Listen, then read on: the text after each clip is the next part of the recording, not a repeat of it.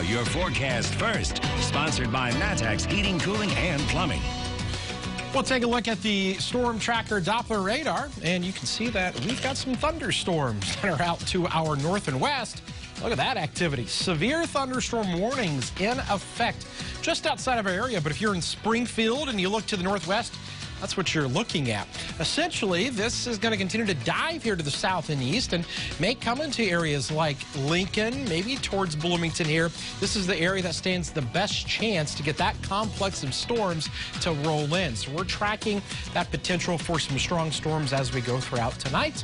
We'll have the latest on the severe weather threat for the rest of us when we come back. WCIA 3 News starts right now. Now on WCIA 3 News. Your routine mammogram could help a national study where it's now expanding in central Illinois.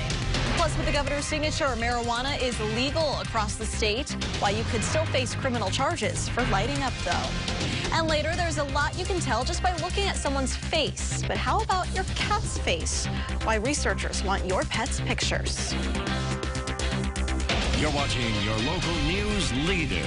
This is WCIA 3 News at 9 on X49. Good evening, I'm Jessica Coons. A national study on breast cancer screening is spreading to more cities in central Illinois. WCIA 3's Jen Lask joins us now. So Jen, talk us through who's eligible for this. Carl is participating in a study that the National Cancer Institute is conducting, and the research focuses on how breast imaging is impacted by patient history and risk factors, and it'll help personalize screenings in the future.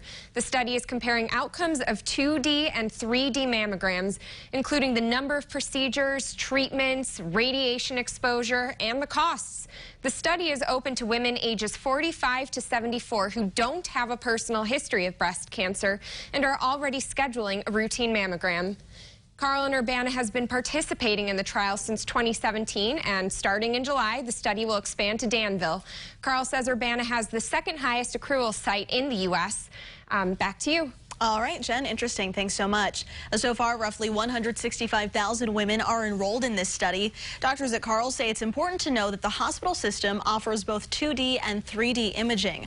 Women should talk to their doctors about the best screening methods based on their own history and risk factors. It's a big move for the land of Lincoln. Today, Governor Pritzker signed the marijuana bill into law. Illinois is now the 11th state in the country to legalize recreational marijuana. But you can't light up just yet. You can still get arrested and face criminal charges between now and New Year's. That's when marijuana officially becomes legal. That's also when about 315,000 people will see their arrest records wiped clean.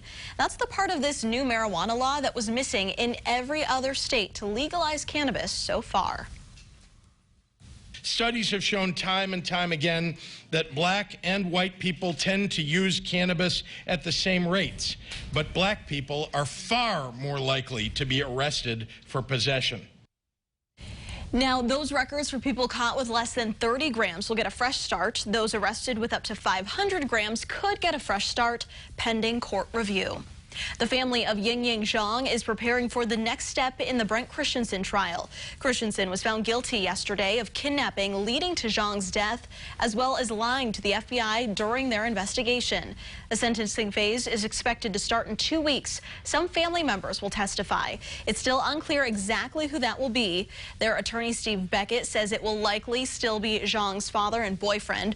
Whether or not her brother will testify is still up in the air. As far as her mother, Beckett says she is still very emotionally distraught. New for you tonight at 9, a man who used to live in Livingston County was arrested for child pornography. 37-year-old Jay Pitchford was arrested in Surprise, Arizona. He used to live in Pontiac. His arrest was part of an investigation by state police, the Attorney General's Internet Crimes Against Children Task Force, and the Livingston County State's Attorney's Office. Pitchford is in custody in Arizona until he posts bond or is extradited to Livingston County. A Fulton County deputy was shot and killed today while responding to a battery and disturbance call. This happened at a home in rural Avon, that's about 45 miles west of Peoria. The sheriff's office says 39-year-old deputy Troy Chisholm responded to the house. They say several shots were fired and Chisholm was hit and died. The suspect is barricaded there now. State police and several sheriff's offices are still on scene as of tonight. We have a follow-up for you.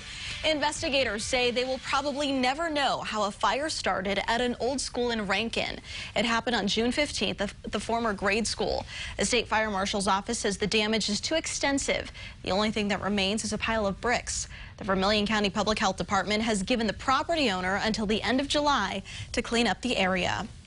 IDOT crews sealed the fate of a crumbling bridge in Vermilion County by sealing a hole that was causing safety concerns. Yesterday, we showed you the temporary fix that was used to stabilize the Perrysville Road Bridge over I-74 near Danville. Today, crews filled it in with a more permanent solution. They said this is considered a large pothole, so their protocol is to patch it. IDOT was made aware of the hole on Friday. They surveyed it and decided a total bridge replacement wasn't necessary. Instead, they're working on patching the hole from top to bottom to make sure it's completely filled in and stable. They assured us and the people we spoke with that it will be 100% safe after that. But some say they still feel hesitant and wonder if it's enough. If I think about it, I'm going to take a different route. So, I mean, it's a habit for me to go across that. And every time I do cross it, I do think, is this going to be the time it's going to fall? She says even though it's not the solution she hoped for, she is glad they are doing something about it. City leaders in Monticello have decided against putting a solar farm behind the middle school there. The school board unanimously endorsed the idea for a 5-acre solar farm. Last night, council members heard testimony from the public and nearby property owners. City officials tell us council denied the permit. The school could come back with another idea for conditional use, but they would have to start over with the planning and zoning board. One group is trying to get kids together to work on behavioral issues before the school year starts. We've told you about issues at Urbana Middle and high schools. This month, students are being brought in to get used to their new school. The program focuses on students' social and emotional growth, giving them resources to help keep them from acting out and helping them develop relationships with their teachers. A transition of moving into a new building can make some kids anxious, and staff is hoping that bringing them in early will help with that. This is important because it allows them to kind of get that out in a low-stakes environment. You know, they're not worried about their academics. They're not worried about a whole bunch of kids being in the school. It's just the incoming 6th grade class. So really they can feel comfortable coming in. Another thing staff is doing, they are providing kids with skills to control their emotions that will hopefully keep them out of trouble. This week, we're giving you the chance to save lives here at WCIA. We are teaming up with Community Blood Services of Illinois to bring in donations before the 4th of July holiday. Summer is one of the hardest times to bring in units of blood. That's because of summer vacations and a loss of high school and college students who make up a majority of donors. The 4th of July, everything is closed, of course, as it should be, but hospitals aren't closed, and people needing blood, the need is still there regardless of the holiday, whatever it is. Our drive is this Friday from 9 a.m. until 3 p.m. You can find information on how to schedule an appointment on WCIA.com. Thousands of files from the Jussie Smollett hate crime case were released, while police say one of the videos proves it was a hoax. Plus, lawmakers are racing against the clock to pass emergency funding.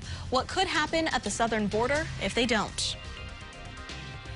And a recap of today shows a high temperature at 86 degrees, which is really close to what is normal for this time of the year. As you look outside right now on the Roofing Dog iNet camera, that's actually looking up towards Peoria. The reason for that, storms are firing up there and over near the Springfield area to the northwest. We'll talk about the storms, the heat returning, and the warmest of the year so far in the forecast when we come back. Weather quiz, more like a space quiz here, but how many times in a 24-hour period does the International Space Station orbit around the Earth? 4, 8, 16, or 24 times? We'll have the correct answer in your forecast coming up.